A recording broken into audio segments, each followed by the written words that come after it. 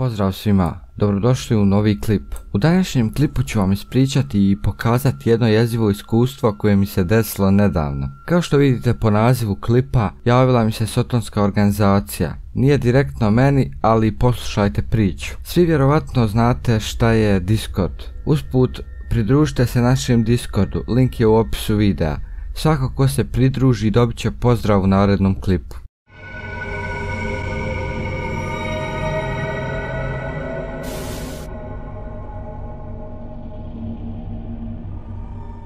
Na Discordu sam se pridružio oficijalnoj stranici od PUBG Mobile-a i neko im je hakovao server. Sve pobrisao, izbacio pola članova i postavio link jedne stranice par puta. Čisto iz znatiželje sam ušao u stranicu i tamo su bile jezive stvari. Pogledajte. Stranica se zove Chronicles of Sodomy i već na početku vidimo jezive sotonske i nacističke simbole. Neke stvari ću možda morati cenzurisati, kao i web adresu ovog sajta. Tako da ako hoće da je posjeti, nek se pridruži našem Discordu i pošalje mi poruku i ja ću mu poslati link. Na vrhu stranice nalazi se neki naslov Agios of Rape i neka recitacija što znači: strojevi rata, hranjeni ljudskom krvlju, donosi revoluciju terora i ljude pretvorene u drevne zvijeri. Vidimo jezivu sliku neke žene. Neću prevoditi cijelu stranicu jer bi bilo previše, samo ću vam reći neke dijelove koje sam zapazio. Oni svoju ideologiju nazivaju kao miks nacizma, kultnog satanizma i anarhonahilizma, ili pojednostavljeno kako bi oni rekli apokaliptički nacisti ili nešto tako.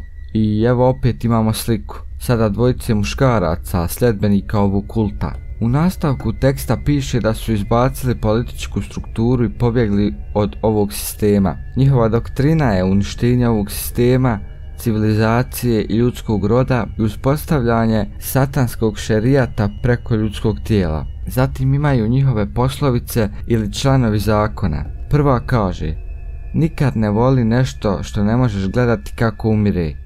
Druga: ne krivotvorite umjetnička djela, već smrti od mača, to je prava umjetnost. I treća: ko stoji na vrhu piramide od lobanja, taj vidi najdalje. Veoma bolesno i bizarno. Ko bi ovo slijedio i pisao uopće?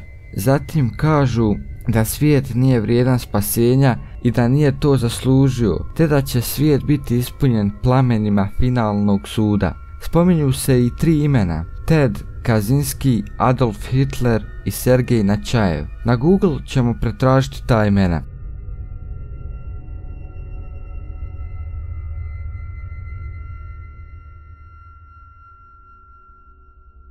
Teodor ili Ted Kaczynski, kao što vidite, je bio inteligentan student matematike, ali terorista koji je slao takozvane pisma bombe širom Amerike. Dijagnosticirana mu je paranoidna šizofrenija te je uhapšen.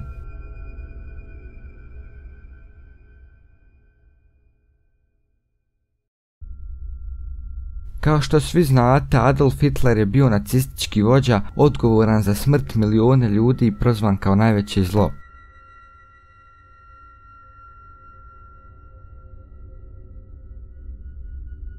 I Sergej Načajev je bio ruski revolucioner, također povezan sa terorizmom. Ovakve ljude oni veličaju. U nastavku je neka pjesma na latinskom gdje prijevod i nije baš najjasniji. Zatim opet vidimo sliku sljedbenika.